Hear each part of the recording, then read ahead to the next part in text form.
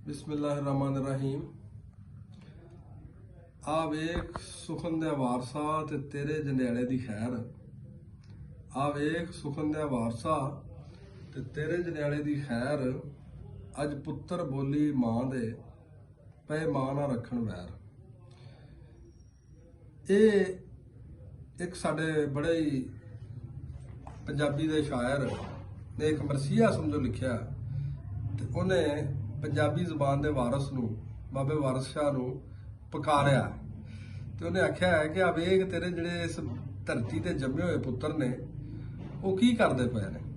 वो इस धरती दे उत्तों जन्म लैके इत्थे पल के और इहदा जिहड़ा कर्ज है जिहड़ा इस धरती दा उन्हां उत्ते वो नहीं ला रहे। किवें नहीं ला रहे कि वो इस बोली दी इस धरती दी बोली तो नस रहे ने, दूर भज रहे ने और ओभड़ बोलियां दे मगर लगे हुए ने। ते सानू साडे सारियां दा फर्ज है, साडे जे पंजाब धरती दे जम्मे होए सारियां दा साडा फर्ज है, छोटियां वड्डियां दा, कि असी इस मां बोली नाल प्यार करिए। ये जिहड़ी साडी पंजाबी जुबान है ये हज़ारां सालों तो बोली जा रही है और बहुत वड्डा साडा जिहड़ा एक इलमी और अदबी खजाना जिहड़ा खजीना वो साडे कोल मौजूद आ इस जुबान की शक्ल विच। वो चाहे हीर वारिस शाह दे विच मौजूद है, सब तो वड्डा साडे कोल खजीना। फिर बाकी भी सूफिया ने, जिन्ने भी सूफिया ने, बाबा फरीद तो शुरू होया कम, बाबा फरीदुद्दीन गंजे शकर ने, गुरु नानक जी महाराज ने, ये शाह हुसैन कादरी लाहौरी ने, हजरत सुल्तान बाहू ने, उन्होंने तो बाद बाबा बुल्ले शाह ने, फिर बाबा वारिस शाह ने, ख्वाजा गुलाम फरीद ने, ते मियाँ मोहम्मद साहब ने। ये तो सूफी शायर ने।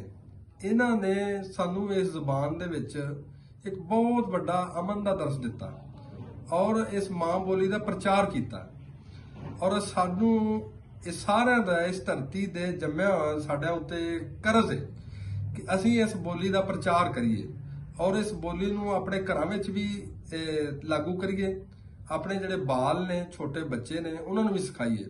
साडा अज अलमिया बन गया है पंजाब दा और पंजाब दी मां जिहड़ी है वो इस धरती वास्ते, इस बोली वास्ते एक खतरा बन के रह गई है, क्योंकि ਉਹਦੇ ज़हन में एक गल फिट हो चुकी है कि अगर साडे बच्चे नवीं जिहड़ी साडी पीढ़ी है ये अगर पंजाबी बोलणगे, अपनी मां बोली बोलणगे तो शायद ये उजड्डां विच ना शामिल हो जाण।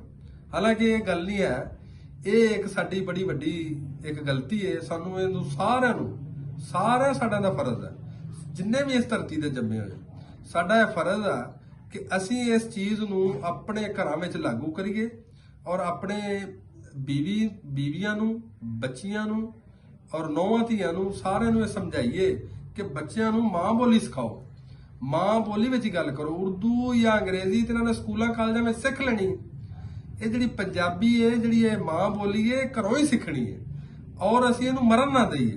ये सारा साडा दा ये फर्ज है कि असीं इस जुबान दा प्रचार करिए। ये साडे उत्ते इस धरती दा कर्ज है ते फर्ज भी है।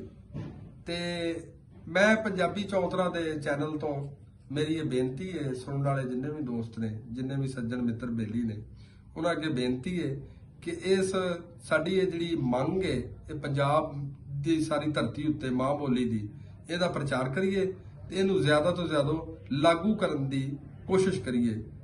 अल्लाह तुहाडी सारिਆਂ दी खैर करे।